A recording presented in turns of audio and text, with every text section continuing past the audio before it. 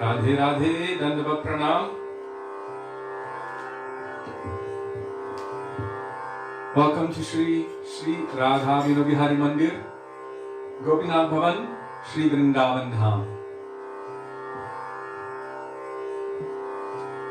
Srila Gurudev ki jai, Srila Prabhupada ki jai, Srila Rupananda Gauri Guru Varga ki jai, Pati Pavan Shri Nityananda Prabhu ki jai, Prem Purushottam Shachinandan Gaur Hari ki jai, Shri Radha Vinobihari Ju ki jai, Radha Ramana Ju ki jai, Giriraj Maharaj ki jai, Harinama Sankirtan ki jai, Hare Krishna Mahamantra ki jai, Srila Bhakti Rakshak Sri Goswami Maharaj ki jai, Tiriya Tiro Bhav Mahamahotsav ki jai, Gaur Bhakta Vrinda ki jai, Shri Gaur Premanande Hari Hari Bol.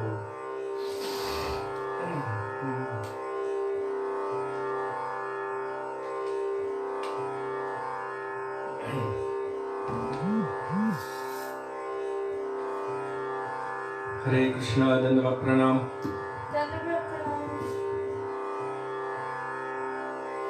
So we will begin with Mangalacharan, page 1 of this book, Sri Gauri Giti Gucha, starting with Vandeham Shri Guru, D-A-N-D-E apostrophe H-A-M. Not all of the verses in the beginning are exactly the same. We chant the pranam mantra for our Gurudev that we did when he was physically present in this world. And now there are some other pranam mantras here which are also nice, but old habits die hard. And in this case, we are not going to give up those habits. Srila Gurudev was pleased with what we were doing at that time, so we will continue in such a way. But there's no harm adding more and more and more pranam mantras. So just try to follow. If you do not have a song book, I don't know about this one, but in the other bhajans, Jiva Pavana Prabhu mercifully posts the bhajan, and then you can follow along. It'll be the most recent post on the thread. So we're beginning with Mangalacharan. Is Jiva Pavana Prabhu there? Maybe not yet, but he'll come on soon. Hare Krishna. Old habits rule. Thank you, Narada Muni Das. That is coming from Narada Muni himself.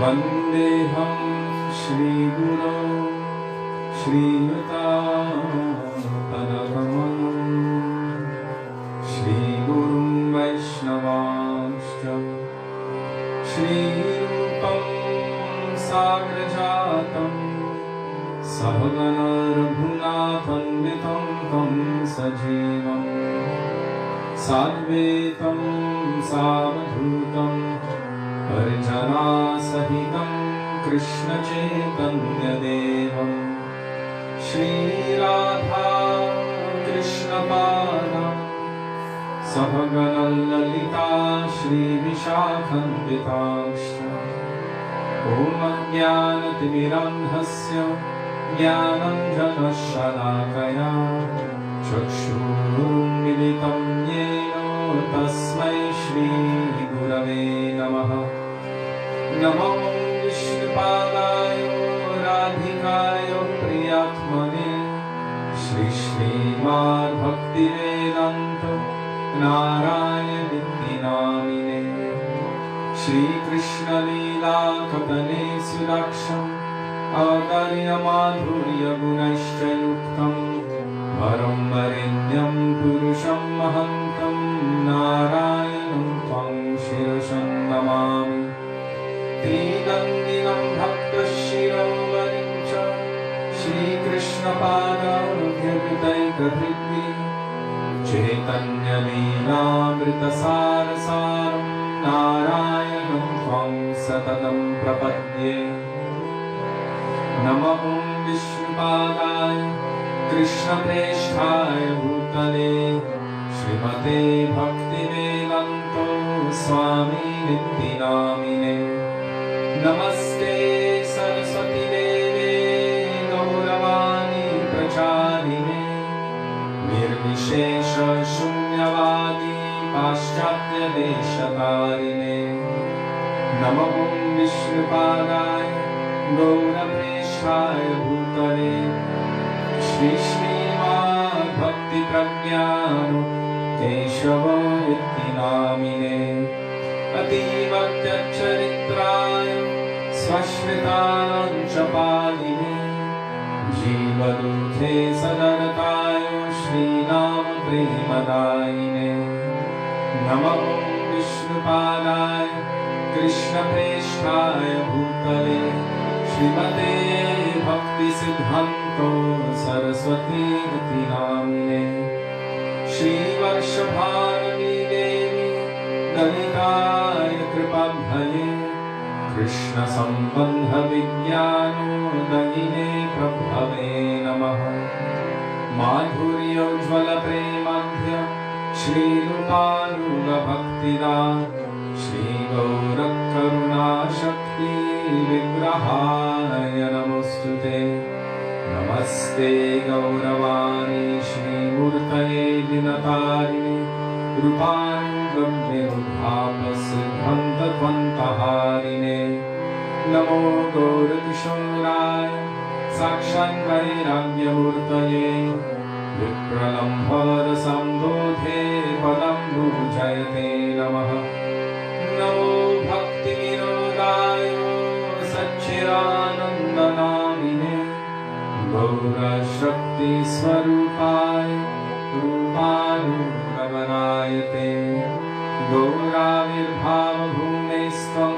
निर्देष्टा सजनप्रियो वैष्णवः सर्वभौम श्रीजगन्नाथाय ते नमः वंशाकल्पतरुभ्यश्च कृपासिन्धुभ्य एव च पतितानां पावनेभ्यो वैष्णवेभ्यो नमो नमः नमो महावदन्याय कृष्णप्रेमप्रदायते कृष्णाय कृष्णचैतन्यो नाम्ने गौरद्विषे नमः हे कृष्ण करुणा सिन्धो दीनबन्धो जगत्पते गोपेश गोपिकाकान्त राधाकान्त नमोऽस्तुते तप्तकाञ्चन गौराङ्गी राधे वृन्दावनेश्वरी वृषभानुसुते देवी प्रणमामि हरिप्रिये जयतं सुरतोपङ्गो मम मन्दमतिर्गति मत्सर्वस्वपदम्बोजो राधामदनमोहनो दिव्यवृन्दारण्यकल्पद्रुमद श्रीमद्रत्नागारसिंहासनस्थो श्री श्रीराधा श्रीलगोविन्ददेव प्रेष्ठानिः सेव्यमानुस्मरामि श्रीमन्द्रसरसारम्भी वंशिवन्नतस्थितः हर्षं वेणुस्वरैर्गोपीर्गोपीनाथ श्रियेस्तु नः वृन्दाय तुलसीदेव्यै प्रियायै केशवस्य च कृष्णभक्तिप्रदे देवी सत्यवत्यै नमो नमः पञ्चतत्त्वात्मकं कृष्णं भक्तरूपस्वरूपकं भक्तावतारं भक्ताख्यं नमामि भक्तशक्तिकम् जय श्री कृष्ण चैतन्य प्रभु नित्यानंद श्री अद्वैत गदाधर श्रीवासदि गौर भक्तवृंद चेतो दर्पणमार्जनं भवमहादाभग्निर्वापनं श्रेयकैरवचन्द्रिकावितरणं विद्याधूर्जीवनम् आनन्दं विवर्धनं प्रतिपदं पूर्णामृतास्वादनं सर्वात्मस्नपनं परं विजयते श्रीकृष्णसङ्कीर्तनम् हरेर्नामेव केवलं कुलो नस्त्येव नस्त्येव नस्त्येव गतिरन्यथा हरे Krishna Krishna Krishna Hare Hare Hare Ram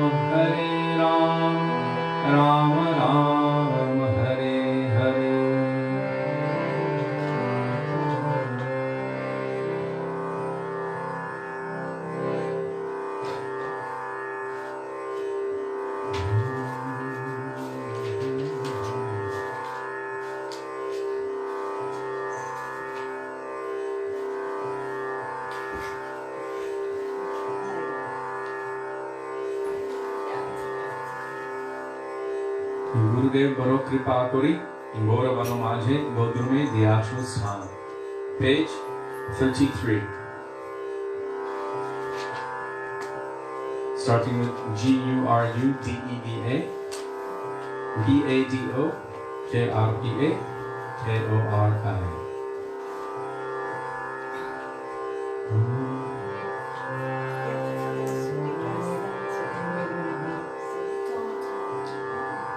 Subi dressed Thakurji today, so if you stick around till the end, you'll receive darshan of Thakurji in a very, very beautiful rainbow outfit. Mango? Rainbow. Rainbow. Looks like a mango. Rainbow outfit.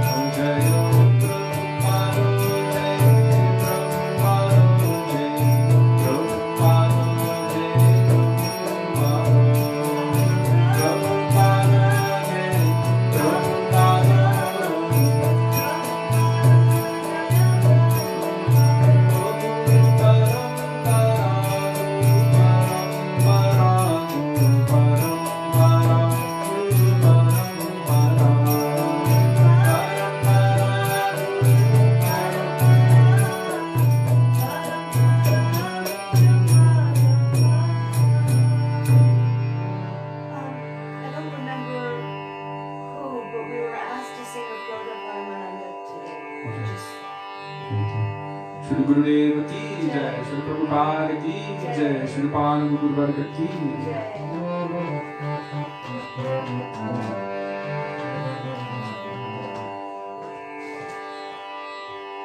Because today is the disappearance anniversary of Nityalila Prabhu Visnupada Astottara Srimad Srila Bhakti Rakshak Sridhar Goswami Maharaj. I would like to sing the bhajan which he composed in glorification of his Guru Maharaj, which is sung every day in all Gaudiya temples. Sujanar Buddharadhita Pada Yugam. Srila Gurudev said that one should be glorified in terms of their relationship of service to their own Gurudev. So we will glorify Srila Bhaktisiddhanta Saraswati Prabhupada with this very beautiful bhajan, page 260.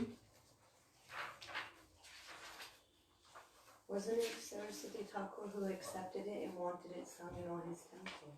It is told that Srila Bhaktisiddhanta Saraswati Prabhupada accepted this bhajan and also consented that it can be sung regularly in all of his temples.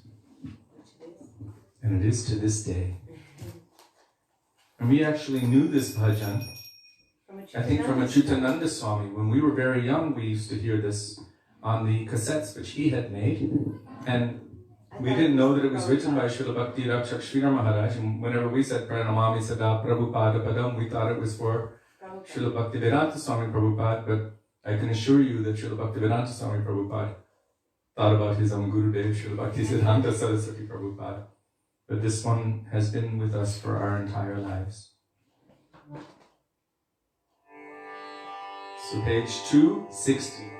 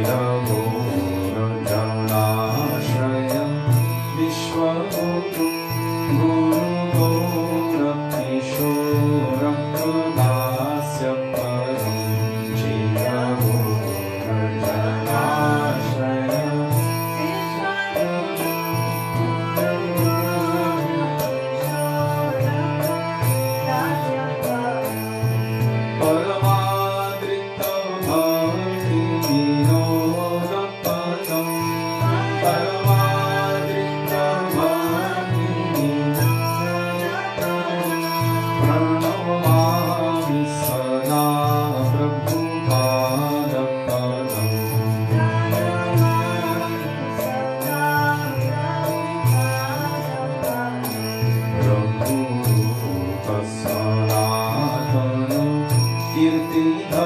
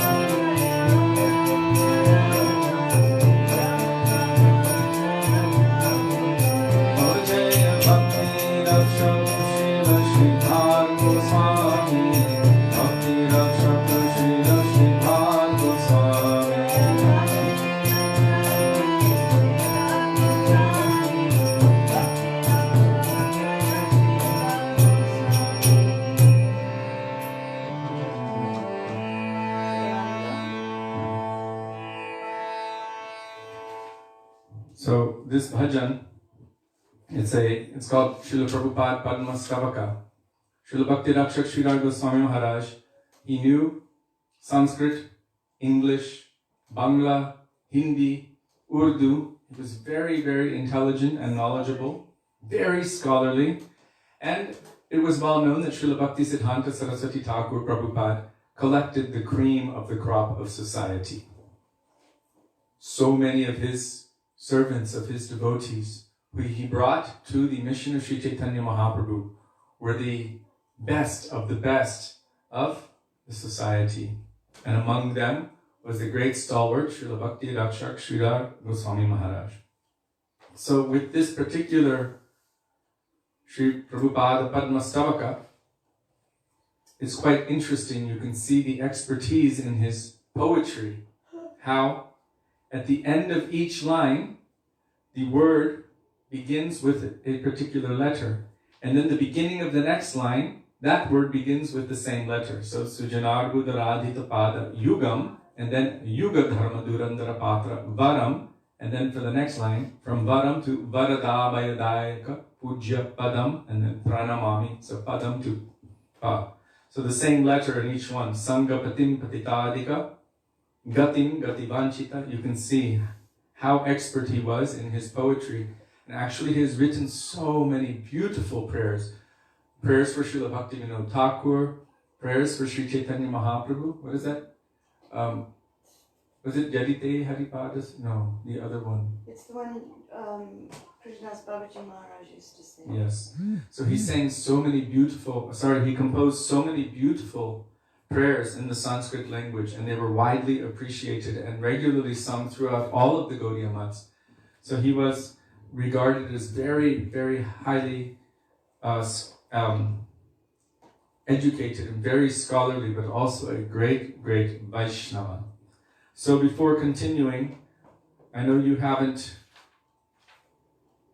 maybe had a chance to read this, so I'm going to read this translation, although it's a little bit long, because it is his mood of dedication at the lotus feet of his Guru Maharaj, Srila Bhakti Siddhanta Saraswati Prabhupada. So Srila Bhakti Rakshak Sridhar Maharaj is glorifying Srila Bhakti Siddhanta Saraswati Prabhupada. His two lotus feet are worshipped by an unlimited number of saintly persons, and he is the most competent personality to lead the process of realization for this age, Nam Sankirtan. His adorable lotus feet grant all kinds of benedictions and fearlessness. I forever offer pranam unto the feet of Srila Bhakti Siddhanta Saraswati Thakur Prabhupada. He is the leader of the assembly of saints who are powerful in bhajan. He is most compassionate to the fallen, as he is their sole refuge. His inconceivable feet deceive the cheaters. I forever offer pranam unto the feet of Srila Prabhupada. Means he was so powerful that those cheaters were deceived of their cheating propensity, and he removed that from them. Srila Bhakti Rakshak Sridhar Maharaj also had this capacity to call out cheaters and to expose them. His tall golden figure, which is very soft, mocks the pride of a golden lotus. His moonlight feet are worshipped by countless cupids. I forever offer pranam unto the feet of Srila Prabhupada. He is the pleasing moon for his servitor stars, and with the excellence of a roaring lion, he removes inimical persons, causing them to flee in fear. Choosing the shelter of his feet, the innocent attain auspiciousness. I forever offer pranam unto the feet of Srila Prabhupada. In this case, when he's saying Srila Prabhupada, he's referring to Srila Bhakti Siddhanta Saraswati Thakur Prabhupada. He has widely spread the splendor of Sri Gauranga's holy abode, Sri Navadvip Dham. He has specifically glorified Sri Gauranga's mercy throughout the whole world, and he has bestowed Gauranga's holy feet upon those who are most desperate for mercy. I forever offer pranam unto the feet of Srila Prabhupada. Even our Srila Bhaktivedanta Swami Prabhupada, he said, I never see that my Guru Maharaj is not with me. I have seen that he has sent all of you to help me to do this service. So he never saw that I am doing this, but he saw my Guru Maharaj is doing everything, and I am simply his instrument, and all of you are also being sent by him as his instruments. He is the eternal refuge and universal Guru for the devotees of Sri Gauranga. He is always dedicated to the service of his holy master, Srila Gaur Kishore Das Babaji Maharaj, and he is the abode of utmost honor for the feet of Srila Bhaktivedanta Thakur. I forever offer pranam unto the feet of Srila Prabhupada. He shares renown with Raghunath Das, Rup and Sanatan Goswamis, and is glorified the world over for emulating the philosophical genius of Srila Jiva Goswami. He shares friendship with Krishna Das, Kaviraj Goswami, and Narottam Das Thakur. I offer pranam forever unto the lotus feet of Srila Prabhupada. This is very amazing that Srila Bhakti Rakshak Sridhar Maharaj is placing him among all of our stalwart Rupanuga Guru Vargas. Means he's not an ordinary personality. These days, anyone can be gifted that title of being Mahabhagavat and Uttam this and Uttam that. But who has that real qualification? This is very rare. Even Srila Bhakti Siddhanta Saraswati Thakur Prabhupada himself, in the bhajan glorifying Guru Parampara, Krishna hoite chaturmukha hoy, Krishna sevanmukha, Brahma hoite naraderamati. There he specifically placed the names of those stalwarts whom he himself saw as Uttam Mahabhagavat, or eternal associates of the Lord descending. It is not that maybe some of those personalities might not be there, because how many gurus have been there in the list of Guru Parampara since time without beginning.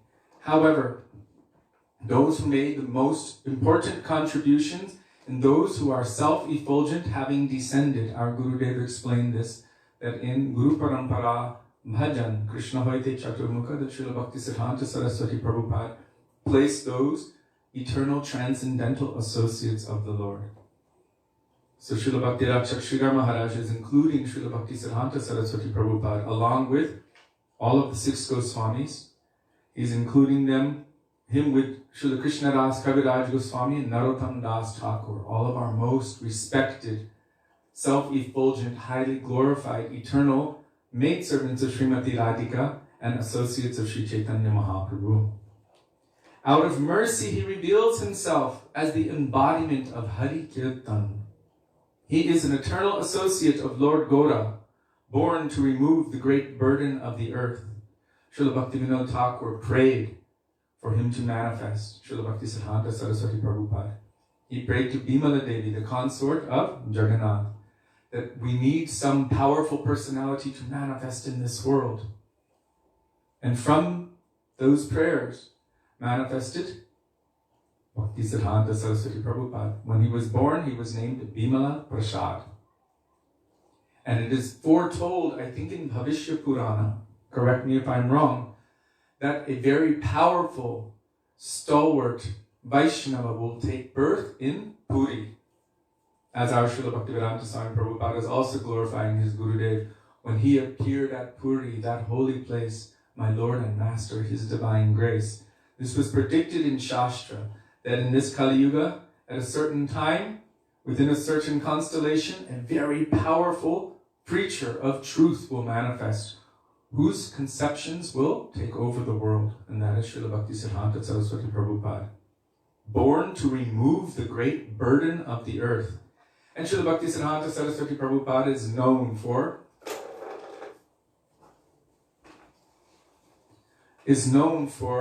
saying that this material civilization, which is based on sense gratification, which is dragging everyone to hell, that this must be crushed. How? Through the power of the great weapon of Chaitanya Mahaprabhu, Harinam Sankirtan, and through his very powerful Harikatha. At the same time, although he has been born to remove the great burden of the earth, his nature is even more loving and affectionate than that of a father. I forever offer pranam unto the feet of Srila Prabhupada, Bhakti Siddhanta Saraswati Thakur. He is a desire tree of benedictions for his surrendered servants. His patience and benevolence put a tree to shame. Means he is the embodiment of Trinad, Pisunichena. But his patience and benevolence even put a tree to shame. His divine feet are worshipped by the best of those who offer benedictions. I forever offer pranam unto the feet of Srila Prabhupada. He is the best amongst Paramahamsas. He holds the treasure of the ultimate objective of life, Krishna Prem. He accepts the dress of a sannyasi to uplift the fallen souls. His feet are carefully served by the best among sannyasis. I forever offer pranam unto the feet of Srila Prabhupada. He is the most beloved attendant of the daughter of King Vrishabhanu. So here Srila Bhakti Rakshak Srila Maharaj is confirming Vrishabhanu Suta Daitanu Charam, that he is the most beloved attendant of the daughter of King Vrishabhanu. That means that he is Radha Palyadasi, means the maidservant of Srimati Radhika. We know Srila Bhaktisiddhanta Saraswati Prabhupada in Krishna Lila is known as Nayana Mani Manjari. I have taken shelter of his feet by keeping their dust on my head. Those feet possess immense and astonishing power to purify. I forever offer pranam unto the feet of Srila Prabhupada. As Srila Bhaktisiddhanta Saraswati Prabhupada was glorifying his own Gurudev, that I know that by the power of even one particle of dust from the lotus feet of my Gurudev, millions of people of this world can be delivered by a single particle of dust. Now this is a very beautiful glorification of Srila Bhaktisiddhanta Saraswati Prabhupada, which Bhaktisiddhanta Saraswati Prabhupada himself approved of and allowed to be chanted on a daily basis within all of his temples. So Srila Bhakti Rakshak Srila Maharaj is such an amazing poet, and his heart is overflowing with transcendental emotion, bhav, and transcendental realization. Srila Bhakti Rakshak Srila Goswami Maharaj ki jai. Srila Bhaktisiddhanta Saraswati Thakur Prabhupada ki jai.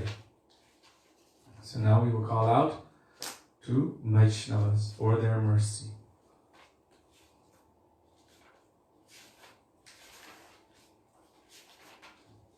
O hey Vaishnava Thakur, Dayara Sagar, Idase Kurunakuri. What page is that? 36? 39. I should know that by now.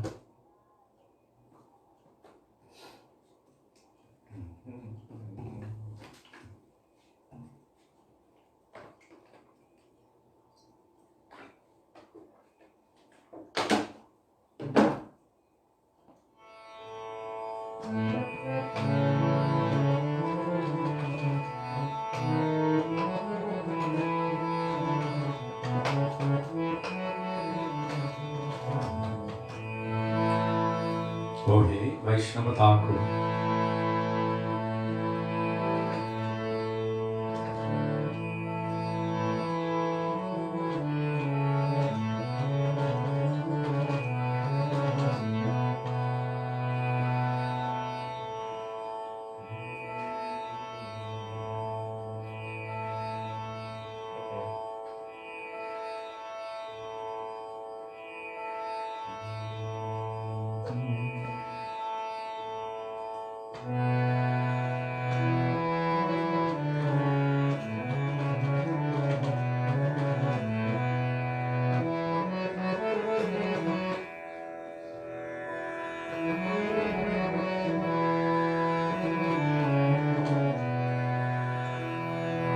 O hey Vaishnava Thakur, Doyar Shagoro, Edase Koruna Kori.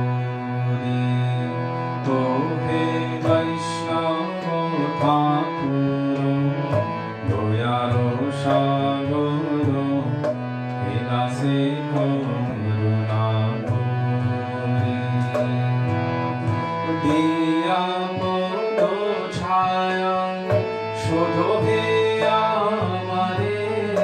Diya podo chaya, shodho he amare. Tomaro charano dhori, tomaro charano dhori.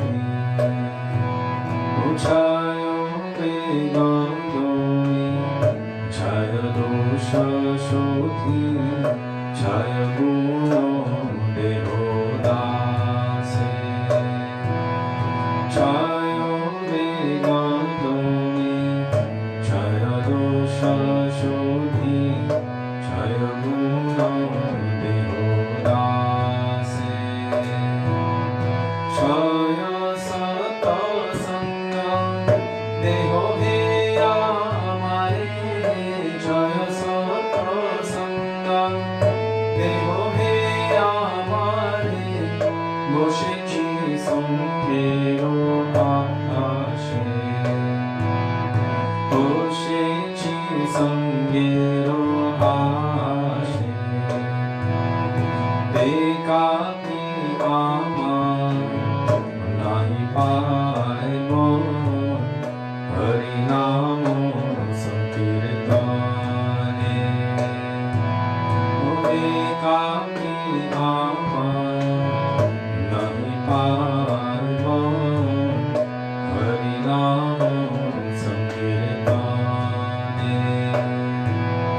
Tume Kripa Kori Shraddha Bindu Diya Tume Kripa Kori Shraddha Bindu Diya Deho Krishna Namo Dhane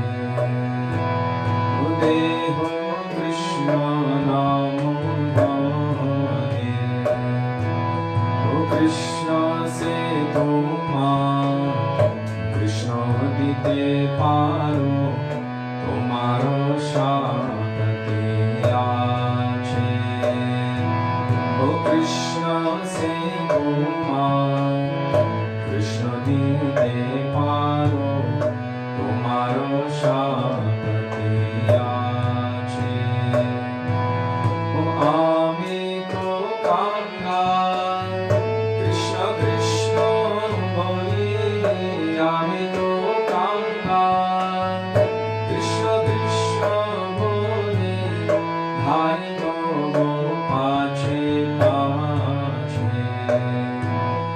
bhai to go pache pache O he Vaishnava Thakura Doyaro Sadoro Edase Karuna Kori O he Vaishnava Thakura Doyaro Sadoro Edase Karuna Kori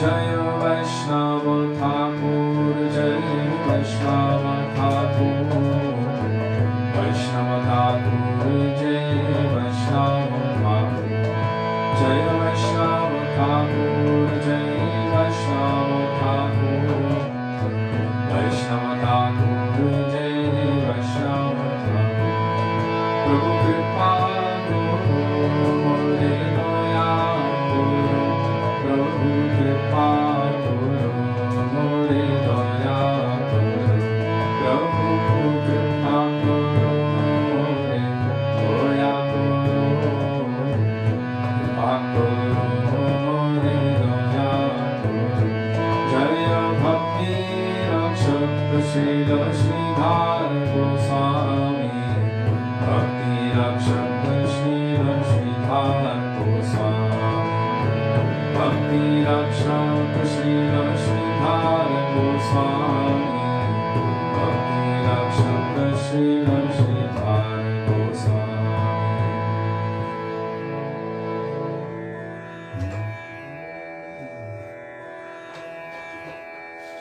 Jai Anilo Premadhana Karuna Prachur, because today is the anniversary of his disappearance.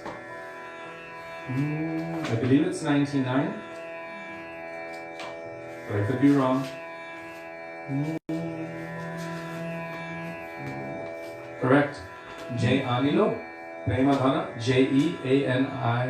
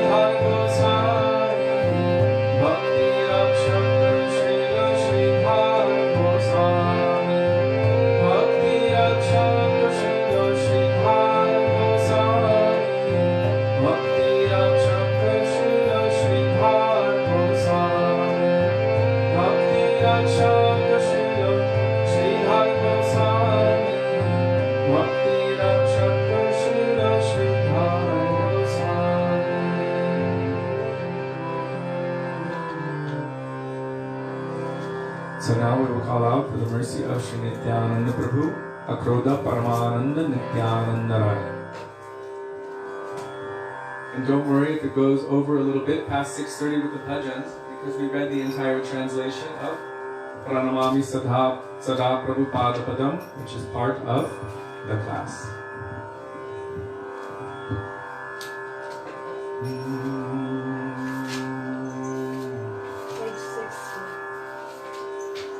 Page 60.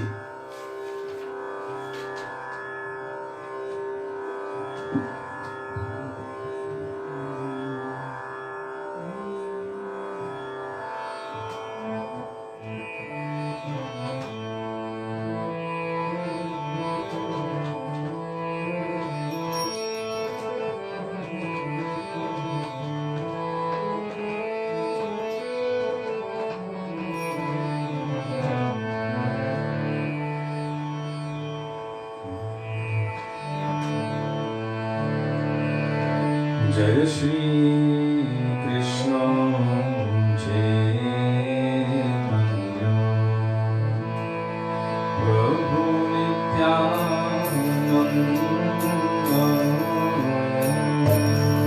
Shri Krishna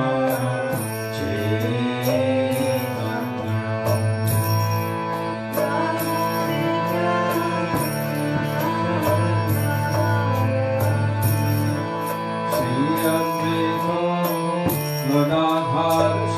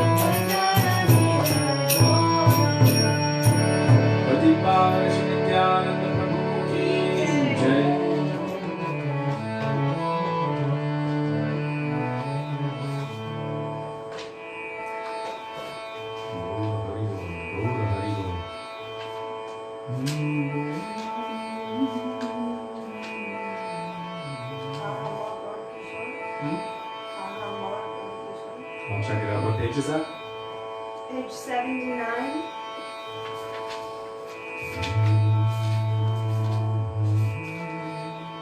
Starts, well, I don't know if he knows the tune yet. No? Read it. I was thinking more Kabe Aha Gauranga Boliya, which is the next page. Okay. Kabe Aha Gauranga Boliya. What's wrong with it? Srila Bhakti Rakshak Sridhar Goswami Maharaj would always say, if you listen to his cassettes from his classes, nowadays they have all of it on MP3, but we used to listen to the cassettes. He would say, Gaur Hari Bol, Gaur Hari Bol, Gaur Hari Bol. He was saturated in the bhav of Navadip Bhav. As he was speaking, like in between, you would just hear him say, Gaur Hari Bol, Gaur Hari Bol, Gaur Hari Bol. And then he would continue speaking, Hari Katha, Gaur Katha.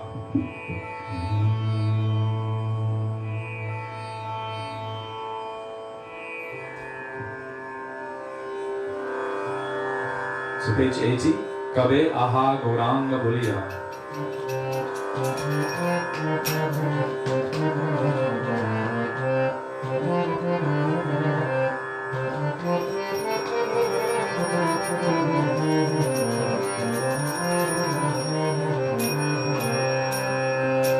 Kabe Aha Gauranga Boliya. Kabe Aha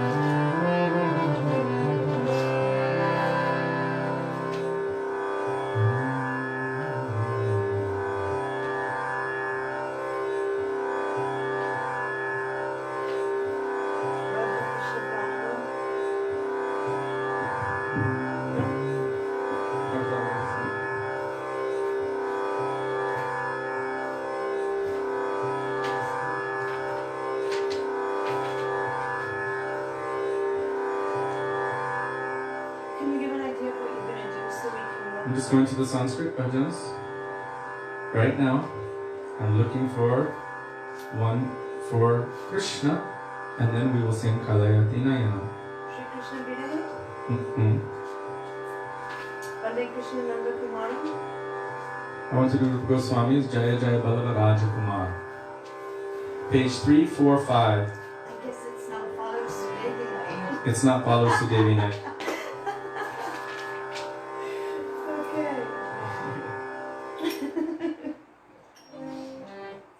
Page 345, I think he said that. Wrong.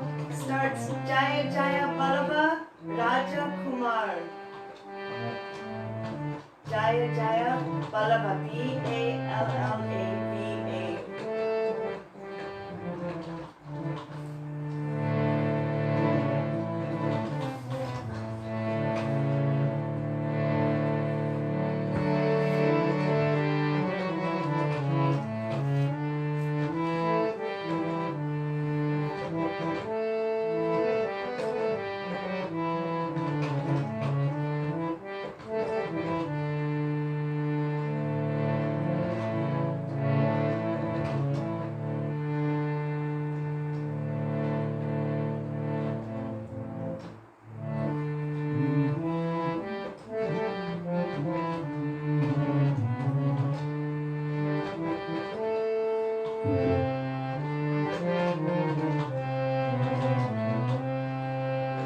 Jaya Jaya Ballava Rajakumar. Jaya Jaya Ballava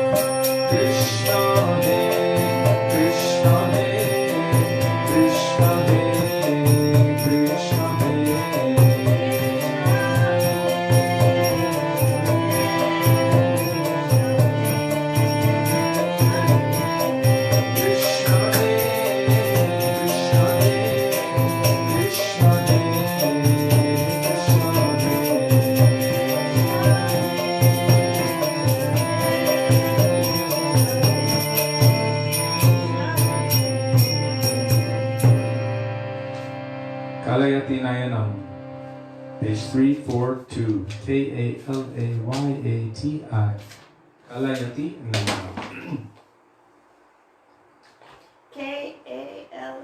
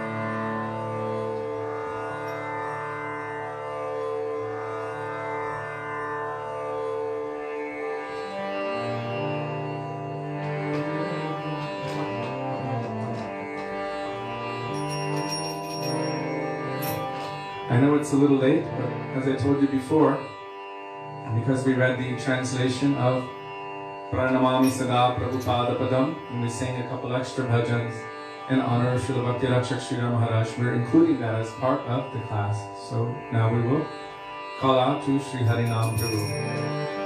Hare Krishna, Hare Krishna, Krishna Krishna, Hare Hare,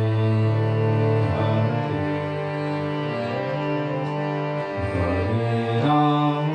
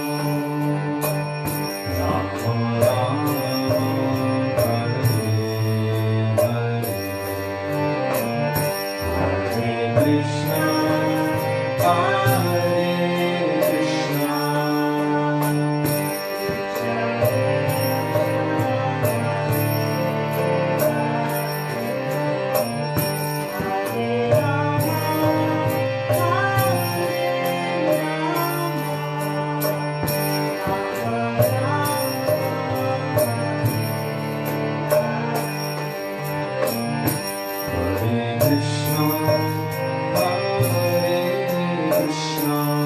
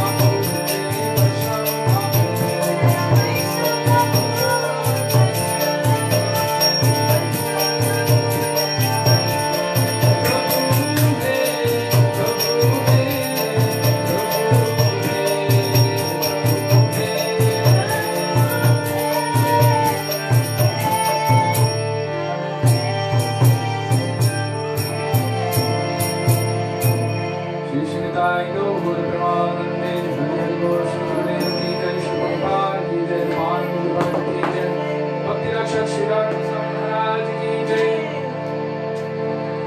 Shri Guru Parampara ki jai. Gaur Bhaktivinoda ki jai. Nitai Gaur Premanande. Hari Hari Mo.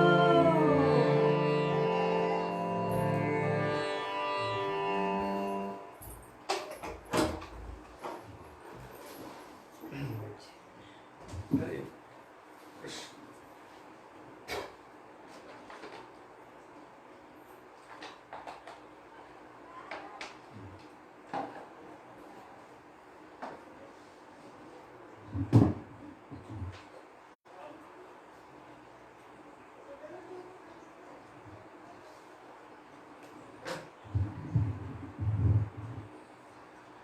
Gurave Gaurachandraya Radhikaya Tadale Krishnaya Krishna Bhaktaaya Tadbhaktaaya Namo Namaha Ajnanatimirandhasya Jnananjan Shalakaya Chakshurunmilitam Yena Tasmai Shri Gurave Namaha Nama Om Vishnupadaya Radhikaya Priyatmane Shri Srimad Bhaktivedanta Narayan Nityanamine Nama Om Vishnupadaya Krishna Presthaya Bhutale Srimate Bhaktivedanta Swami Nityanamine Vanchakalpatarubhyascha Kripa Sindhubhya evacha Patitanam Pavanebhyo Vaishnavebhyo Namo Namaha Shri Krishna Chaitanya Prabhu Nityananda Shri Advaita Gadadhar Shivasari Gaur Bhakta Vrinda Hare Krishna Krishna Krishna Hare Hare Hare Rama Rama Rama Hare Hare Mukam Karoti Vachalam Pangum Nangayate Girim Yat Kripatamaham Vande Shri Gurum Dinatarinam. First of all, I offer my Dandava Pranam thousands of times at the dust of the lotus feet of our beloved Gurudev, Nitya Lila Pravishta Om Vishnupad, astottara Shri Srimad Srila Bhaktivedanta Narayan Goswami Maharaj. In the same thousands of Dandava Pranam at the dust of the lotus feet of Nitya Lila Pravishta Om Vishnupad, astottara Shri Srimad Srila Bhaktivedanta Swami Srila Prabhupada. And also on this day, the anniversary of the disappearance of Srila Bhakti Rakshak Srila Goswami Maharaj, I am offering my Dandava Pranam thousands of times at the dust of his lotus feet, and also to all of our Rupanuga Guru Varga, and to all Vaishnavas past, present, and future, including those who are present with us today, I offer my Dandava Pranam. Dandava Pranams.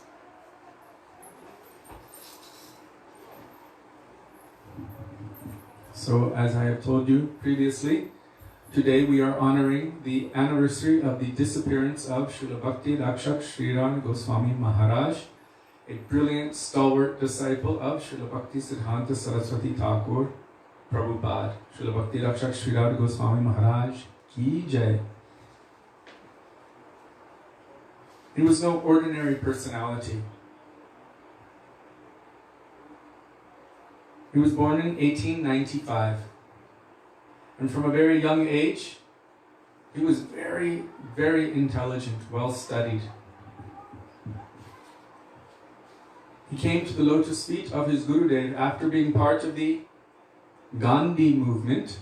For a very short time, he met devotees of Srila Bhaktisiddhanta Saraswati Prabhupada and immediately came to see him. Upon hearing from Srila Bhaktisiddhanta Saraswati Thakur Prabhupada, the truth resonated within him, because he's always been a seeker of truth. You can see it in his words, in his writings, in his books, everything. How he's always searching for that finest point, that finest particle, and bringing all of us toward that as well. So he met his Gurudev when he was quite young, maybe in his 20s, mid-20s. And in 1922, he received initiation from his Gurudev. And he received the name Ramananda Das. And then from there, after about 4 years, he received sannyas from Srila Bhaktisiddhanta Saraswati Thakur Prabhupada. And he became known at that time as Pujapad Bhakti Rakshak Sridhar Goswami Maharaj, means the guardian of devotion. And Srila Bhaktisiddhanta Saraswati Prabhupada said about this Srila Bhakti Rakshak Sridhar Goswami Maharaj, because he was concerned that maybe the essence of his message might not have been picked up properly by so many. You know, Srila Bhaktisiddhanta Saraswati Thakur Prabhupada had over 60,000 disciples, it is said. But when Srila Bhakti Rakshak Sridhar Maharaj would present the concepts and the teachings of Srila Bhaktisiddhanta Saraswati Prabhupada, Srila Prabhupada Saraswati Thakur felt that at least one will be able to carry on the essence of the moods that he wanted to present to this world. And so he felt that he was a guardian of those moods and conceptions. Hence, the name Bhakti Rakshak. Rakshak means who is the protector of, and Bhakti is there, who is the protector of this path of Rupanuga Bhakti, who's able to disseminate, who's able to break it down. Sometimes we look at the works of Srila Bhakti Rakshak Sridhar Maharaj. Ek minute. Sometimes we hear from Srila Bhakti Rakshak Sridhar Maharaj, and it seems that everything he's doing is just so harmonious. It is true. It is harmonious because everything about him is centered on Guru and Krishna. But sometimes people think, oh, he's just so soft and so gentle and so sweet. We should not think that he is just Mr. Softy. He is like the digested Srila Bhaktisiddhanta Saraswati Prabhupada. I always felt that Srila Bhaktisiddhanta Saraswati Prabhupada's onslaught against the material energy was like a massive hurricane or a tsunami. But a tsunami has two sides. A tsunami has two sides. The wave coming in, and then the wave coming out. So Srila Bhakti Rakshak Sridhar Maharaj is like this, the digested Srila Bhaktisiddhanta Saraswati Prabhupada, the wave coming out. Everything's already mixing up and then pulling out. Because of his approach, it is so sweet, it is very disarming, but yet it is so powerful. If you read from him, if you hear from him, if you hear the conceptions of Mahaprabhu as he presents them, you will feel such a massive shift in your heart. How is it possible that he's able to dig so deep and push on those points that I'm hiding so deeply, that he's able to go in and find them, touch them, grab them, and rip them out? It's amazing how he does it. With such sweet poetic language, in such a soft demeanor, but have no doubt, he is a powerful general in the battle of Chaitanya Mahaprabhu against the material energy, in the battle of his own Guru Maharaj, Srila Bhaktisiddhanta Saraswati Thakur Prabhupada. Great, powerful, stalwart general, Srila Bhakti Rakshak Sridhar Goswami Maharaj. In fact, our own, very own Srila Bhaktivedanta Swami Prabhupada told his own disciples that I see him as my own Shiksha Guru. What to speak of the benefit you can all receive by his association. And we see that after the departure of Srila Bhaktivedanta Swami Prabhupada from our material vision, from this world, in 1977, he had actually told his devotees, those who were the seniors in his society, they asked him a couple questions. One is, who can we go to if we have philosophical questions and confusions? And he suggested, Prabhupada suggested Srila Bhakti Rakshak Sridhar Maharaj. And then he also suggested, he told our Gurudeva at that time, Srila Bhaktivedanta Narayan Goswami Maharaj, that you should help them. Made him promise that he would help them, that he should give them instruction. And so we see that after the departure of Srila Bhaktivedanta Swami Prabhupada from our material vision, so many of those senior Vaishnavas directly went for instruction or shiksha from Srila Bhakti Rakshak Sridhar Maharaj. Why? Because Srila Prabhupada recommended it. And there was so much confusion, as there always is upon the departure of any pure devotee from this world. There's confusion, misunderstanding, some dark period of time which manifests, especially among the disciples, because, as Srila Bhakti Shri Rup Siddhanti Maharaj said, another stalwart disciple of Srila Bhakti Siddhanta Saraswati Prabhupada, he said, during the manifest presence of Sri Guru in this world, so many persons are there serving, but within their heart, they may be hiding so many agendas, and you cannot detect their real nature. But after the departure of Sri Guru, you may be able to see all of these hidden agendas coming out. The nature of so many different disciples. So with that, so many went to go see Srila Bhakti Rakshak Sridhar Maharaj. And they requested for him to give them instruction. And he gave so many hours and hours of instruction. Amazingly, he never left Navadvip. At that time, he stayed in his mutt. He was quite elderly. He was very, it was difficult for him to travel or move around. His body was not of that nature that he could move. His eyesight was also not of that nature that he could move, but he could always chant Gaur Hari Bol, and speak Hari Katha. And all the refined conceptions, all Tattva Siddhanta and Ras was present within him. And he could present it in such a beautiful, palatable, digestible way that it could even bridge the conceptions. It was like the synthesis of science and religion was present within him, and he was able to bring everything together as he was well versed in all of these conceptions. In fact, previously he was going to go to school to become a lawyer. So he was very intelligent, very sharp, very brilliant. But his greatest brilliance was his dedication in service to Guru, to his Gurudev, to Gauranga Mahaprabhu, and to Sri Sri Radha and Krishna. This is his greatest brilliance. The proof of his brilliance was that he surrendered himself fully at their lotus feet and engaged his life in their service. So Srila Bhakti Rakshak Srila Maharaj, he's a crown jewel of the sevaks of Srila Bhakti Siddhanta Saraswati Prabhupada. In fact, there was one bhajan I wanted to sing this evening, which I didn't have time to. That was Sri Rupa Manjari Pada. Why did I want to sing that bhajan? Because as Srila Bhakti Siddhanta Saraswati Thakur Prabhupada was about to depart from this world, from our material vision. We say enter Nitya Lila, but actually they're always present in Nitya Lila. Nikunja Yuno Ratikeli Siddhyai, serving Radha and Krishna there, serving Mahaprabhu, and also in the Lila of Guru, as they are preaching the conceptions of Mahaprabhu simultaneously. We don't really think they have left Goloka Vrindavan to come here. This is some kind of idea, but actually they have multiple manifestations. And the manifestation of Guru is also an eternal manifestation. Srila Bhaktivedanta Swami Prabhupada said, it is the eternal function of the spiritual master to travel and preach the message of Krishna consciousness. So Srila Bhakti Siddhanta Saraswati Prabhupada called for Srila Bhakti Rakshak Sridhar Maharaj, who wasn't known for having the best voice, or who wasn't known for being the best kirtaniya. There were so many other kirtaniyas. But Bhakti Siddhanta Saraswati Prabhupada wanted to hear Srila Bhakti Rakshak Sridhar Maharaj sing Sri Rupa Manjari Pada, Same or Sampada, Same or Bhajan Pujan, Same or Pranadhana, Same or Abharana, Same or Jivaner Jivan.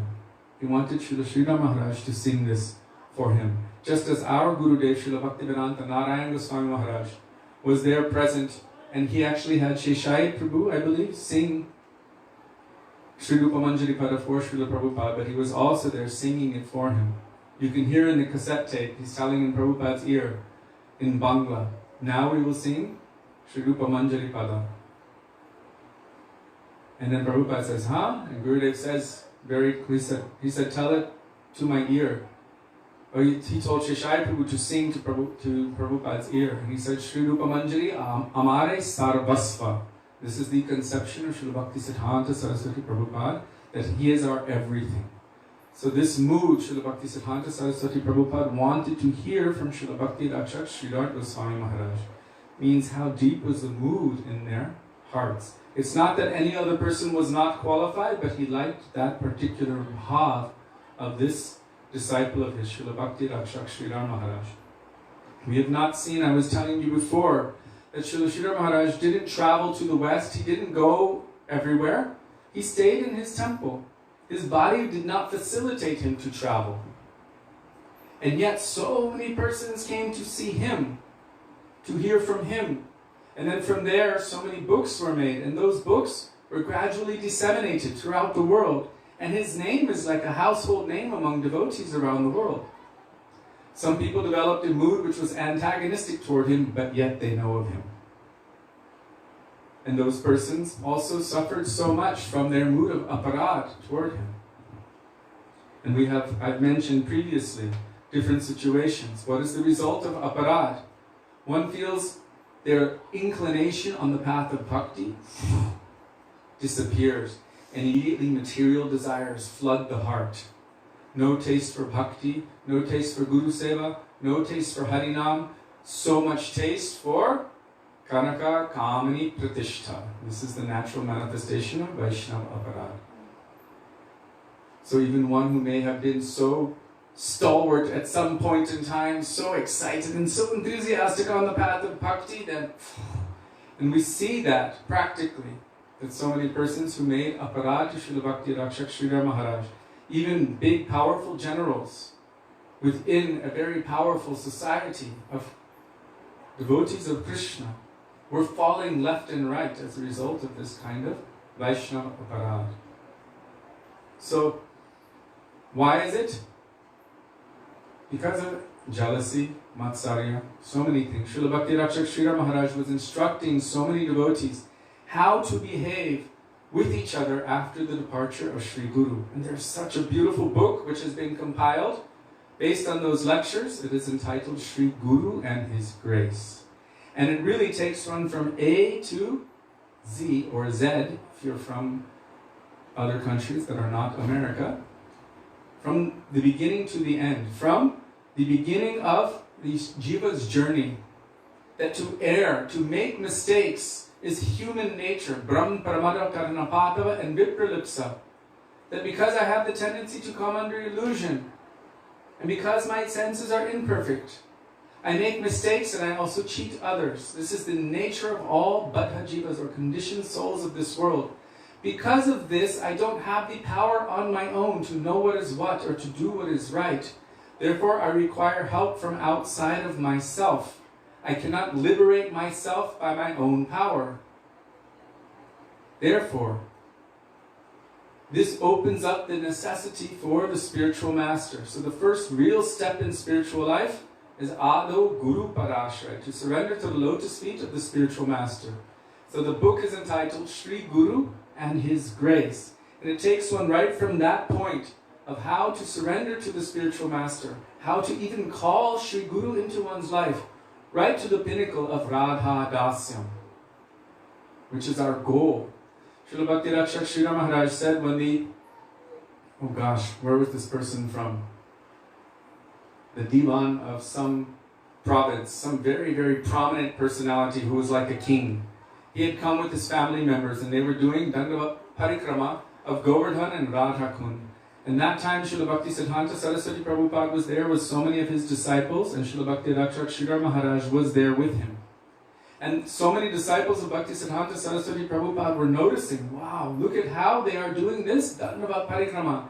How they were moving, they would place their fingers in one point, and then from that point they would start their next Dandavat Parikrama. And so the disciples of Saraswati Thakur Prabhupada were acknowledging how amazing they're doing this Dandavat Parikrama of Radha Kund and Shama Kund. Srila Bhakti Siddhanta Saraswati Prabhupada commented at that point, yes, this is very wonderful, but their mood is not the same as ours. They're coming here to honor Srimati Radhika because of her connection to Krishna. Really, they have their honor for Krishna, and they have honor for her because of her connection to him. But our mood, the mood of the Gaudiya Vaishnavas, is completely opposite. We only have anything to do with Krishna because of his connection to Srimati Radhika. Srila Bhakti Rakshak Sridhar Maharaj heard this directly from the lips of Srila Bhakti Siddhanta Saraswati Prabhupada. This mood is called Radha Dasyam, exclusivity in the service of Srimati Radhika. And this is embodied in the prayer of Raghunath Das Goswami, wherein he says, Sakyayate namanamostu namostu nityam dasyayate mamarasostu rasostu satyam. The disposition as a Sakhi, even, who is meeting directly with Krishna. Our Gurudev paraphrased, I don't want any lesser thing. What do I want? Dasyayate mamarasostu rasostu satyam. The only taste that I have, the only thing that I want is to serve you. This is the only thing. Dasyayate, to Srimati Radhika. So there's a mood of exclusivity. And then Srila Bhakti Rakshak Sridhar Maharaj said, really, this is the mood of Chaitanya Mahaprabhu's party.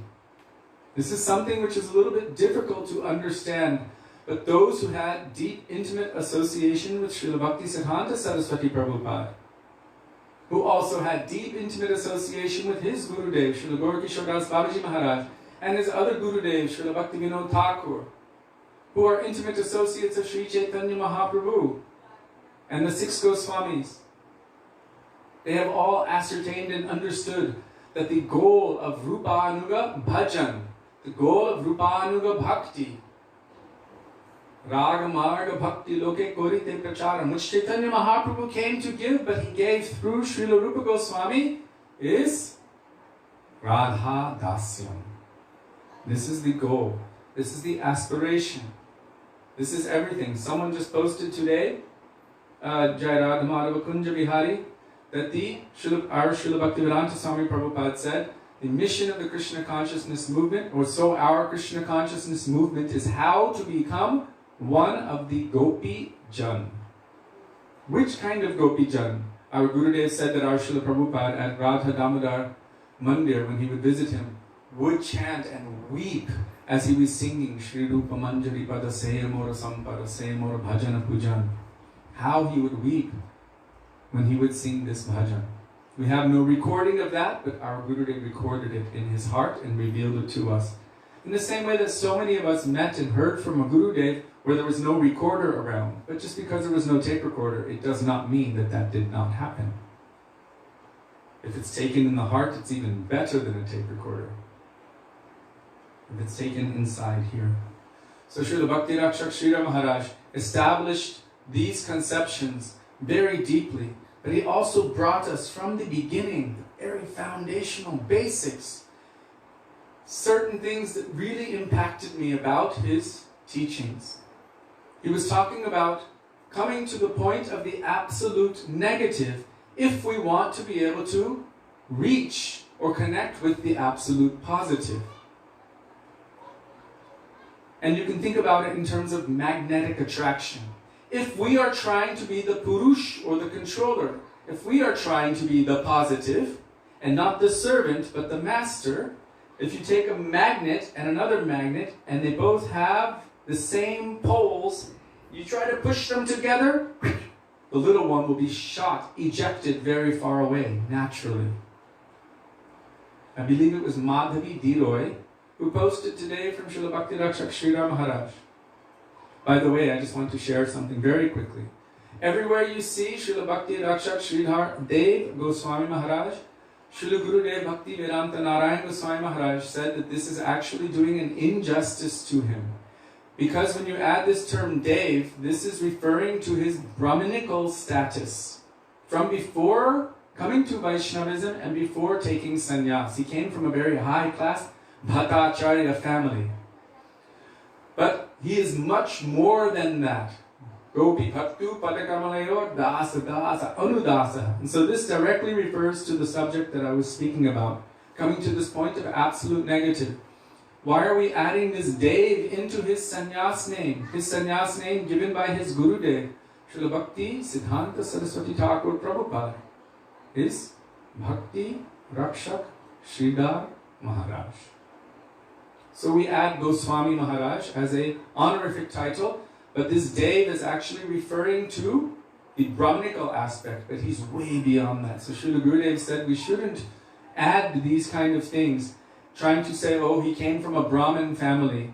This actually lessens. It's taking the highest thing and applying some, I'm going to use material attribute to it, where he is beyond Paramahamsa, beyond transcendental, but means beyond the material realm, completely transcendental and spiritual, but we're tagging a mundane title onto him. So Gurudev said we should not put this Dev there. I know it's common to do that, and we see it everywhere. Srila Sridhar Dev Goswami Maharaj, or like this, but our Gurudev said we should honor him in a way that actually increases the glory. So Srila Bhakti Rakshak Sridhar Goswami Maharaj, this is appropriate. So he was speaking about absolute negative in his post by Madhavi Diroy, who is his disciple. There he is talking about abnegation, that we have to give up so much of our enjoying tendency if we want to have the proper mood of serving Krishna. Because otherwise Krishna cannot be known. What is the way to understand that I'm making progress on the path of bhakti? Vasudeve Bhagavati Bhakti Yoga Prayojita Janayatyashu Vairagyam Jnanam Chaya Bhavitukam. Natural, spontaneous, causeless, transcendental knowledge will manifest in our heart, and automatically from this, detachment from the material world, detachment from material sense objects, detachment from the idea of trying to satisfy my senses, detachment from the wealth of this world, kanaka, detachment from the kamani, the sense gratification in all of its forms, through the ears, the nose, the eyes, the sense of touch. Vacho vegam, manasakrodha vegam, jihva vegam, udara upashta vegam. All of these things, detachment from that and avoidance of that. If we want that highest thing, we have to let those other things go. If we keep ourselves bound to the shore by the ropes of attachment, we can row hard all night and we will not go anywhere. So we have to allow, we have to give license to Sri Guru and Vaisnavas to cut those ropes with the sword of transcendental knowledge. Vidyate hridaya grantis chidyante sarva shanshaya kshiyante chasya karmani drishta evatmanishvare. Then we will be able to see ourself and Krishna and our relationship with Krishna. We will know this truth. And Srila Bhakti-Rakshak Srila Maharaj, he said, unless we come to that point of absolute negative, meaning that I must feel myself lower, not just the servant of the servant of the servant. Srila Bhakti Vigyam Bharati Maharaj, when he was glorifying Srila Bhakti-Rakshak Srila Maharaj, he said that Srila Bhakti-Rakshak Srila Maharaj quoted one verse. I believe it's from Mukunda Mala Stotra, verse 26. And all I remember is the word Britya, Britya, Britya, Britya. I don't remember the verse, but again and again, the servant of the servant of the servant of the servant of the servant, the last servant of the servant. To come to that mood, that feeling within one's heart, this will be so attractive to Krishna. And also, naturally, we will be attracted to Krishna because humility, real humility, which is a function of the association of those who are truly humble, is synonymous with bhakti. To the degree that I feel myself truly low and fallen to this degree, or to the degree that I'm actually really advancing in bhakti, to that degree I will feel myself low and fallen and weak and humble. So das, das, anudas, britya, britya, britya. So Srila Bhakti-Rakshak Srila Maharaj, I'm going to come back to this magnetic particle. If you come to that point of being absolute negative, and Krishna is the supreme super magnet, you might be 1,000 miles away, but that small little particle cannot help itself but be spontaneously attracted to Krishna. But even that small little particle, if it's thinking, I'm a plus, I am the positive, it will repel naturally. It will stay very far away from Krishna. So to be qualified to come into Krishna's service, we have to come to that point of absolute negative, that I feel that I am nothing but a particle. As Chaitanya Mahaprabhu said, Kripaya tava pada pankajas titaduli sadrisham vichintaya. Please keep me as an atom, a particle at your lotus feet. This is how he is praying. How can we be attracted to the all-attractive Supreme Personality? He is the Supreme Controller. Ekala Ishvara Krishna. Everyone else is his Britya, his servant. So we must come to this mood of servant of the servant of the servant. And this will automatically attract us to Krishna. So Srila Bhakti-Rakshak Srila Maharaj spoke so much on this subject matter. Also, Srila Bhakti-Rakshak Srila Maharaj, he spoke so much on the idea that the environment is always favorable. And this for me is a little bit sometimes shocking. to read this kind of thing and to hear this kind of thing. And I'm sure for many also, you may feel that way. How is it favorable? My God, look, we're all in lockdown right now. We're being forced to wear masks. We have to do this, we have to do that. We can't do what we want. The environment is favorable in that it is teaching us something. And the environment is a reaction of my karmas as well. But the devotee should see that the environment is the mercy of Krishna coming to give me something, to teach me something. Instead of only looking at it as my karma, tatte nukampan susamikshamano bhunjana evatmakatam vipakam ridvagvapubir vidadang namaste jivetayo mukti pade sadaya bhak. Believe it or not, we were talking about Lord Brahma stealing the calves after Krishna broke his pride. Then he prayed so many beautiful prayers to Krishna. And these are found in the 10th canto. And one of those prayers is this verse I just chanted. Tatte nukampam susamikshamano. What does that mean? For that person who accepts whatever is coming to them as the mercy of the Lord, or as a result of their karma. It is some debt coming to repay me. I cannot blame the environment. I have done something to bring this to me, whatever it is. We can see it like this. Imagine being really, really angry or upset about something. And to be really macho, you pull back and you punch a cement wall as hard as you can because you were angry. And what happens? You break your fingers and your wrists, and then you have to be put in a cast. Are you going to curse the wall? You stupid wall, you got in my way. Why did you do that to me? You broke. I did it. It's because of me. I did this thing. And this was the result. My hand is broken. And now I have to suffer the result of something I did. This is called karma. And this is the natural reality of this world. Something that most of us really don't like to hear. We don't like it because it just grates us the wrong way. You mean that terrible thing that happened to me was because I did something to deserve it? Shastra says, yes.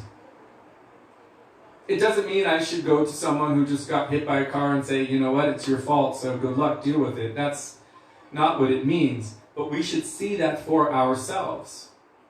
And it also means that, but we don't need to tell that to them. There's also naimitic dharma, a worldly dharma, which means we should be a little bit considerate and help someone if they get hurt. If we're not on the highest level of Uttam Mahabhagavat, where they see Hare Krishna, Krishna will take care of every situation, then we have an obligation and a duty, as long as we're in this material conception, to also help those around us.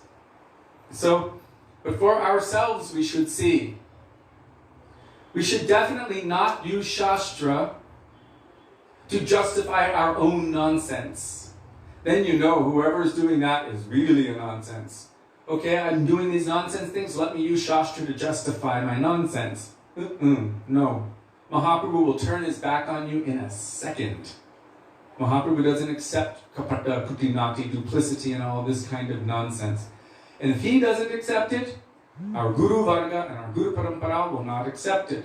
So, back to Srila Bhaktivedanta Srila Maharaj. Tattenu kampam susamikshamano. The environment is favorable, always.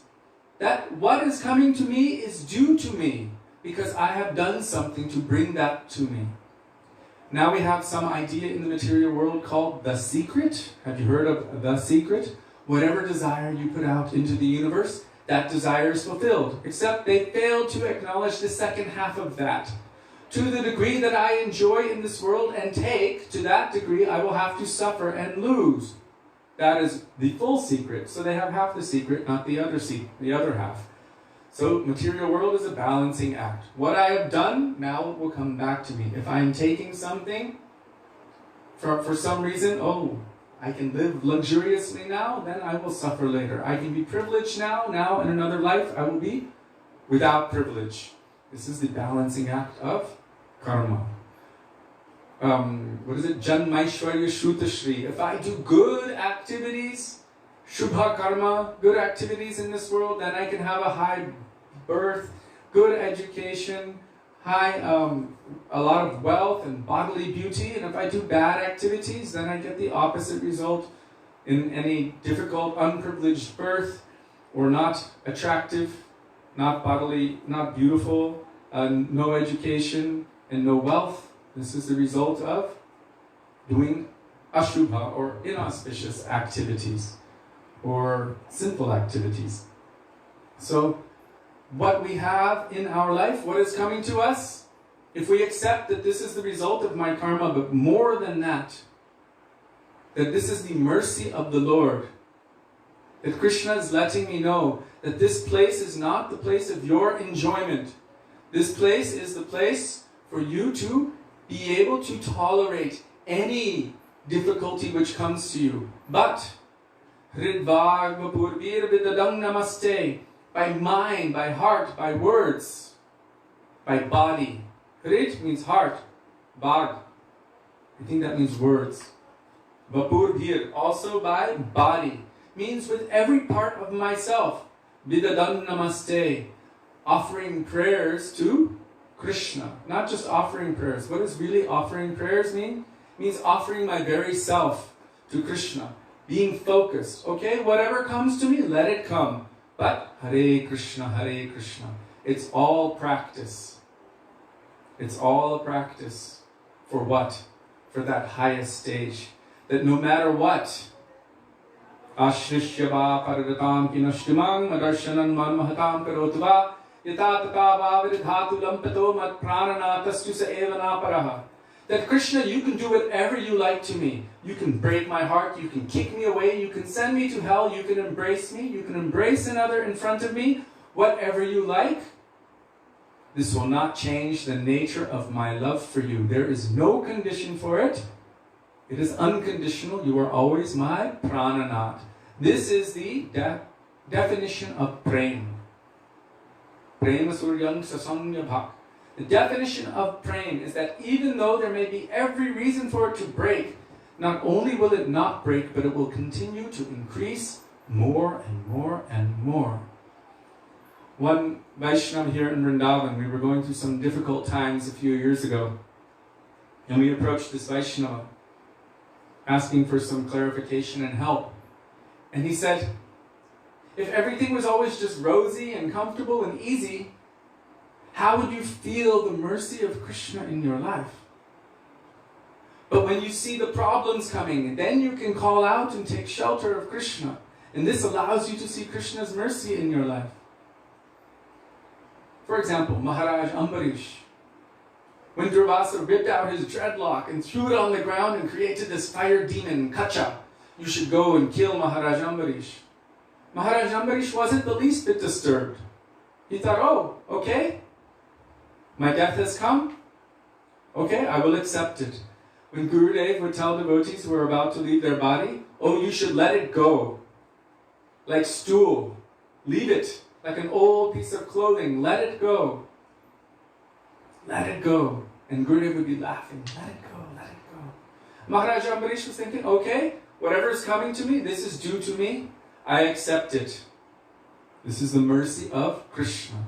And then keeping his mind, Savaimana Krishna Padarvindayo, always keeping his mind focused on the lotus feet of Krishna. Completely undisturbed. So Hridvagvapurvir vidadam namaste.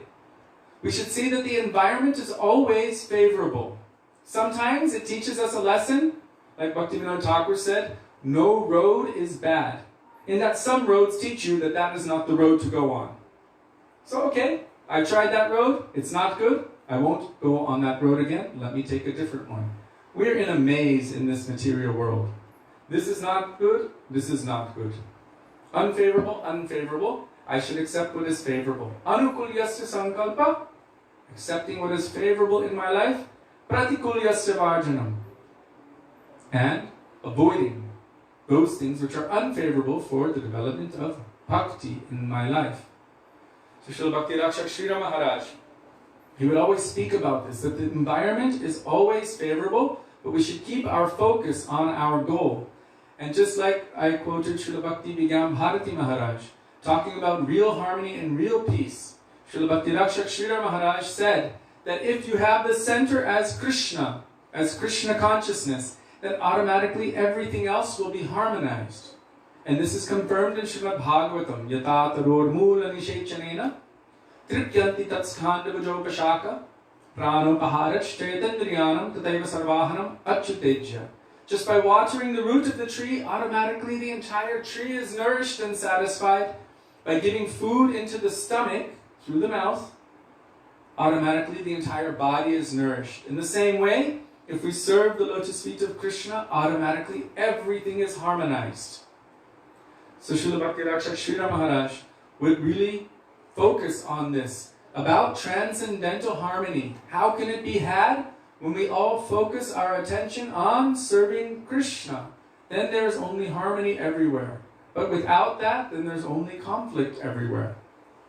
And even that conflict which is coming to us when we're in the process of trying to serve Krishna, we should see that this is favorable.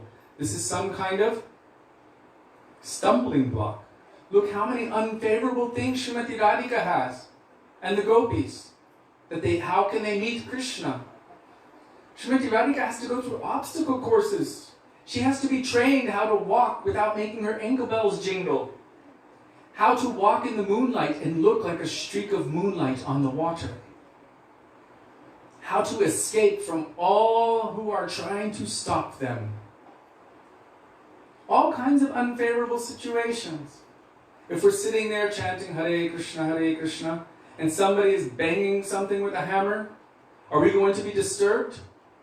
If we can't handle someone else's chanting next to us, because maybe we don't like it, I don't like your bhav, you're disturbing my chanting, how are we going to be able to focus at the time of death? When our throats are filling with mucus, when we're getting that rattle in our lungs, when we're vomiting and choking and passing, how will we be able to focus? So everything is a training. How to keep our focus centered on Krishna. And when we're fighting against the mundane environment, Srila Bhakti Rakshak Sridhar Maharaj speaks about this. We can find it in the, what is it called? Success of Faith in Sermons of the Guardian of Devotion. Success of Faith. He said, as we're on this battle, so many great stalwarts like Bhishma and Drona may fall down flat on the battlefield. But we cannot give up. You cannot turn your backs. You will be shot. Take shelter of those comrades who are with you, who are looking toward the goal, and continue marching forward in this fight. We must continue. And this we've seen so many times. This is not about anyone leaving their body. It means those persons who you might even be looking up to, and then they just disappear. Maya pulls them out. But we cannot give up hope. We cannot give up our foundation. Really, that person, he was so great, so big. Maya takes him. But we can't go, oh my God, if he can't do it, then I can't do it. I have to stop and retreat.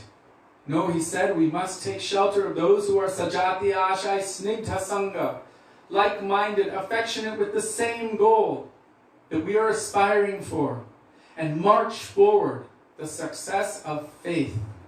March forward, taking shelter of those who are still in decent shape. Okay, let's go together. Let's do this. We must always march on and march forth. And he said faith is the most important thing.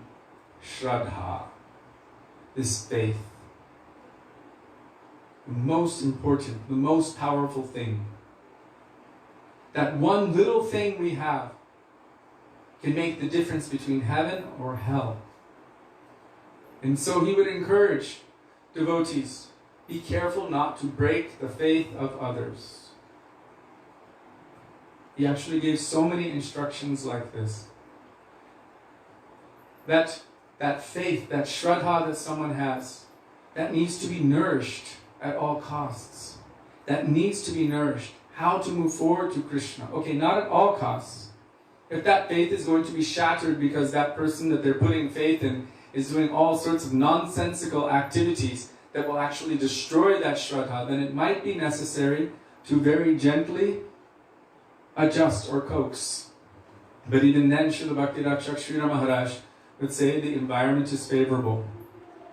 If you find that you're always finding fault in everyone, and I know he's talking to me, you're seeing faults everywhere, it means there's so many prisoners, so many people are guilty of this and that and this and that, and you're standing in the midst of all of these guilty persons. Why are you in that situation? Why am I not seeing Paramahamsas everywhere, but I'm seeing guilty persons everywhere? It's because I myself am in prison with all of the guilty persons. How did I get here? I must also be guilty. Of what?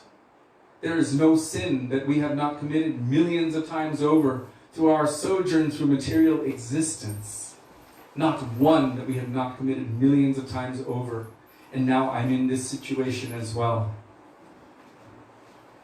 So many times he would say, don't see the faults in others. We should only look at ourselves and see what is in me. Why am I like this? He said it's a very dangerous thing. And it's also a difficult thing for me to digest, because also I've been given so many instructions from so many Vaishnavas to be careful and to use proper discrimination, to see what is favorable for my bhakti and what is unfavorable. So these kinds of things need to be reconciled. We can read the one lecture from Srila Srila Maharaj, or even 10 lectures where he's saying that, and you will also see so many on the other side. Why did he leave the physical institution of his Guru Maharaj and start Sri Chaitanya Saraswat Math? Because he could no longer tolerate what was unacceptable in the name of bhakti. So he himself also showed this example. And so we need to reconcile through context. Take the balanced perspective. And this was some speciality of Srila Bhakti Rakshak Srila Maharaj, the great harmonizer, to balance everything and to give us all different. He would go so deep into all of the different aspects of bhakti, how to understand, how to reconcile, how to see things. And he would really shine lights on every facet of these transcendental gems and go so deep into their understanding. There's one book of his, it's called Subjective Evolution of Consciousness. And that term itself was completely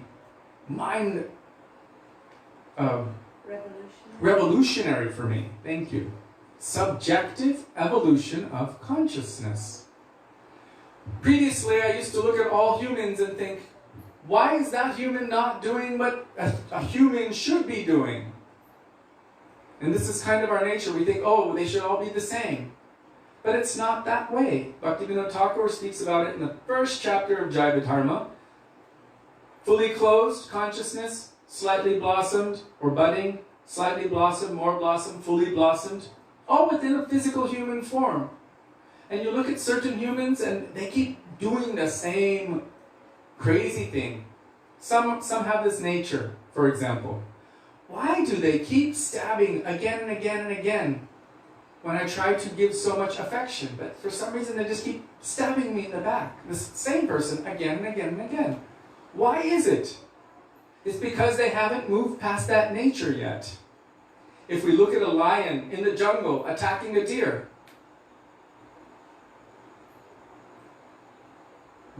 why should he attack that deer? That deer was minding his own business, just trying to eat grass. Why is he doing that?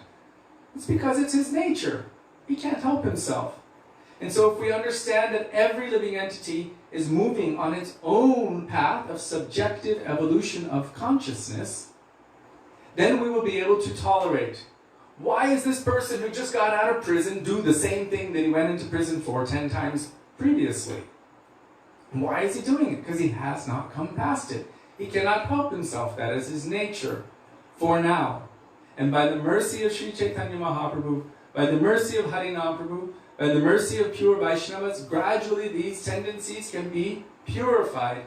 But at least for us, we can be able to accept this is where someone is at. That is why they are like this. It doesn't mean that anyone should remain in this position, but for us, we can be able to accept. Yes. That's where they're at on their subjective evolution of consciousness, and I'm where I am on my subjective evolution of consciousness. And progress means selection and elimination. And there is no end to progress. Srila Bhakti-Rakshak Srila Maharaj, in so many ways, established this point. And progress means selection and elimination, and there is no end to progress. What does that mean? It means that what was once favorable for me may not be favorable anymore. And sometimes, I'll give you an example. Maybe someone inspires you to come to Sri Guru. And that person has given you so much transcendental inspiration, so many books and pictures and this and that, and you become so inspired and enthusiastic and excited.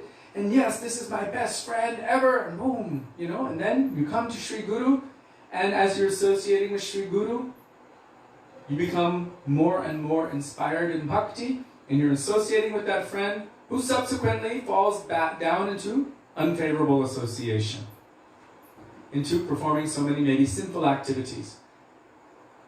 That person who was once favorable for your bhakti now becomes unfavorable, or asat sangha. So you respect and you honor, but you cannot take that association lest you risk also falling into asat sangha yourself. So in this example, we're seeing that progress means selection and elimination. What is not favorable? Pranam. Hare Krishna. Let me find that association that will improve my position. What does that mean? Not my material position, but the mood of devotion to Hari, Guru and Vaishnavas. Let me find that association. Let me take shelter of that association. And it may be that some of that association changes and shifts. So then we have to take other association. Srila Bhakti-Rakshak Srila Maharaj compared it to a plate of fresh, beautiful Mahaprasadam. Rice, dal, halava, puris, pakoras, laddus, rasagullas, sandesh, sweet rice. We'll sing that song another day. It's beautiful, it's fragrant, it's fresh, it's sweet, it's so nourishing. Not only for the body, but for the soul. But the next day, what happens? You eliminate that. And then you have to take another plate of fresh prasadam. So what was once favorable may not be favorable afterward, and then we have to accept more. So progress means selection and elimination. Always, what is favorable? Anukulyasya sankalpa. In the beginning, we might even have so many different ideas. Vaikuntha Gyan, Aishwarya Gyan, this idea, that idea, so many different things. Dvarka Dhyan, everything. Meditating on so many different things. But then Srila Bhakti-Rakshak Srila Maharaj brings us to this mood of exclusivity to Srimati Radhika. And he's mentioning Raghunath Das Goswami. Raghunath Das Goswami is saying, Shunyayate Mahagoshtam. In separation from Srimati Radhika, I feel that the entire universe is completely vacant, empty. Even I see Govardhan, like a python. He says, Kata Mukti Vyagra, hearing what is this? Manashiksha. Hearing of Mukti is like the mouth of a tiger. And even Lakshmipati Vyomanayanim, this idea of worshipping and going toward Lakshmipati means Narayan and Vaikuntha. This also has to be eliminated if we want to attain Brajabhav. So much progress, so much selection, and so much elimination is necessary to be able to progress. And Srila Bhakti-Rakshak Srila Maharaj brings us on these points of refinement, one wave of refinement after another. He's bringing us, pulling us back into that ocean of nectar. What is that ocean? O sons of nectar. You are born from nectar. You are made of nectar. You should not take anything but nectar. Whatever anyone does or says, don't be cowed down, don't be upset, don't be disturbed. Should always, what did he say? However cowed down you may be for the moment, awake, arise, search for that inner thirst, your treasure, it exists. He said, the Vedas say, Om. Om means a big yes. What you are searching for, that is. So awake, arise, and search for that treasure. What is it? He goes on, but Krishnanus Sandanam. Search for Sri Krishna. Reality, the beautiful. And amazingly, he's got one book called Search for Sri Krishna, Reality, the Beautiful. That is the search of the jiva, seeking Krishna. Like we're reading about Gopakumar. He's searching for his beloved Lord. But there's another part of that equation. The second one is called Loving Search for the Lost Servant. And that is Krishna's search for that jiva, who is also searching for him. So if one is eager to see Krishna, then Krishna will also be eager to meet with that personality. So,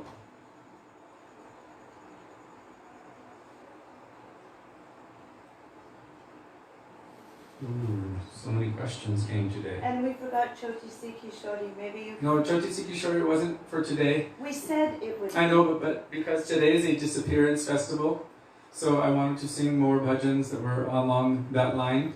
And tomorrow we will do Chotisi Kishori. Please forgive us for not doing it today. What?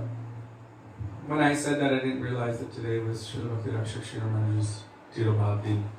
So one other thing about Srila Bhakti Srila Maharaj, he gave sannyas to our very own Param Gurudev Srila Bhakti Pragyan Keshav Goswami Maharaj, who had many times received sannyas in a dream from Srila Bhakti Siddhanta Saraswati Prabhupada, and even was given that name by him, and Srila Bhakti Srila Maharaj facilitated that. And so we're actually in a very interesting line. Srila Bhakti Pragyan Keshav Goswami Maharaj gave sannyas to Srila Bhaktivedanta Swami Prabhupada, and also to Srila Bhaktivedanta Narayan Goswami Maharaj. So we're all one very close, tight-knit family. This family of Gaura Parivar, but coming in this line. Also our Srila Prabhupada, when he lived in Allahabad, I think that's now known as Varanasi or Benares, or I don't, maybe it's still Allahabad. At that time, Srila Bhakti Rakshak Srila Maharaj lived with him in his house, stayed there for, I think it was 7 years. So they had a very deep and intimate relationship. In fact, our Srila Prabhupada, near the end of his stay in this world, I've been chained once. He requested, was it really? Yeah. Oh, I'm expecting another double chain. He requested Srila Bhakti Rakshak Srila Maharaj that you should come and stay with me. He wanted somebody who was his own Sajati Ashray Snigdha Sangha. This is the nature of even the pure devotees, is that they always want the association of other pure devotees. He wanted to have that kind of association with him. So he invited him to come. He offered to build him a place that he could have his own apartment. He would even build elevators for him, and he could stay with him in Mayapur. So he offered that. And when Srila Prabhupada and Srila Srila Maharaj, they went into a room and they spoke for many, many hours, very deep subjects of Krishna Katha, Radha Krishna Katha. Afterward, the devotees asked Prabhupada, what did you speak with him about? And Prabhupada said, it was so high that if I told you, you would faint. You would not be able to even handle how deep and how high these subject matters are. So, on this day, the day of the anniversary of the disappearance of Srila Bhakti Rakshak Srila Goswami Maharaj, who's a very prominent, dear associate of Srila Bhakti Siddhanta Saraswati Thakur Prabhupada, and of our Srila Bhaktivedanta Swami Prabhupada, and of our Guru Varga. We pray in the dust of his lotus feet that he will also help us to understand all of these deeper points of bhakti, to develop deep humility, and also to attract our hearts like this tsunami, this tidal wave. As the tsunami is pulling back to the ocean, that he will also attract our hearts to run toward the ocean of Krishna Seva. Srila Bhakti Rakshak Srila Goswami Maharaj ki jai. Tadiya Tirobhav Maha Mahotsava ki jai. So I've gone way over my time today. So I'm going to look at your questions, and please forgive me for not answering them today. I will look at them this evening, and then tomorrow I will attempt to address them. Thank you very much.